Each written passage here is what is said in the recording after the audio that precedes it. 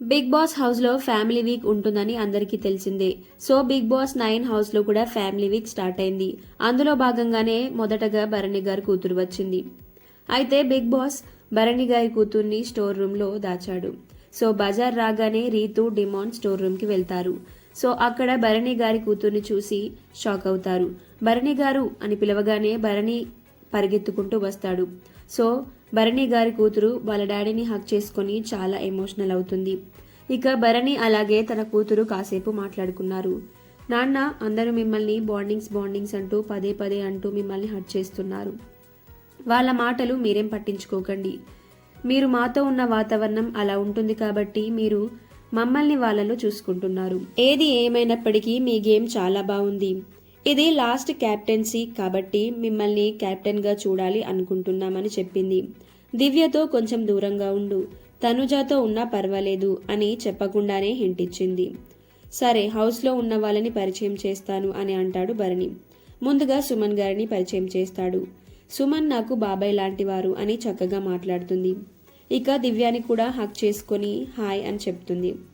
ఇక లాస్ట్లో తనుజాని హక్ చేసుకుంటుంది. తనుజ, అక్క, ఏది ఏమైనా ఛాన్స్ కొట్టేశావు. సొంత కూతుళ్ళమైన మాతో కూడా డాడీ ఇంత టైం స్పెండ్ చేయలేడు. కానీ ఈ 3 నెలలు సూపర్ లక్కీ నువ్వు అని చెప్తాం. చిన్నప్పటి నుండి డాడీ షూటింగ్స్ అంటూ ఇంట్లో తక్కువగా ఉండేవాడు. ఈ హౌస్ వల్ల నీతో ఉండడం వల్ల డాడీ చాలా మారిపోయాడు. అలాగే నువ్వు నాన్నని చూసుకునే విధానం మాకు చాలా బాగా నచ్చుతుంది. మా డాడీకి కాఫీ ఇవ్వడం, అలాగే కేరింగ్గా చూసుకోవడం, ఇవన్నీ చేస్తున్నందుకు థ్యాంక్ యూ సో మచ్ అని భరణి గారి కూతురు తనుజాకి చెప్తుంది. దీంతో తనుజ అబ్బే అలా ఏం లేదురా అని స్మైల్ ఇస్తుంది. నిజంగా హౌస్లో అందరికంటే నువ్వే చాలా బాగా గేమ్ ఆడుతున్నావు, మా డాడీ కన్నా కూడా అని చెప్తుంది. మా డాడీ విన్నర్ అవ్వాలి, నువ్వు రన్నర్ అవ్వాలి అనుకుంటున్నాను అని నవ్వుతుంది. తనుజ, అక్క, నీకో విషయం చెప్పాలనుకుంటున్నాను అని భరణి కూతురు తనుజాతో అంటుంది. ఓకే చెప్పురా అని తనుజ అంటుంది. బాండింగ్స్ అని అందరూ అంటున్నారని నువ్వు మా నాన్నని దూరం పెట్టావు.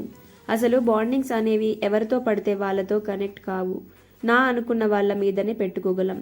సో ఫైనల్గా అయితే మీ ఇద్దరి బాండింగ్ చాలా అంటే చాలా బాగుంది.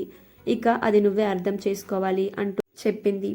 మొత్తానికి భరణి కూతురు తనుజాకి దగ్గరగా ఉండు, దివ్యకి దూరంగా ఉండు అంటూ చెప్పుకొచ్చింది. దీనిపై మీ అభిప్రాయం ఏంటి? కమెంట్ చేయండి.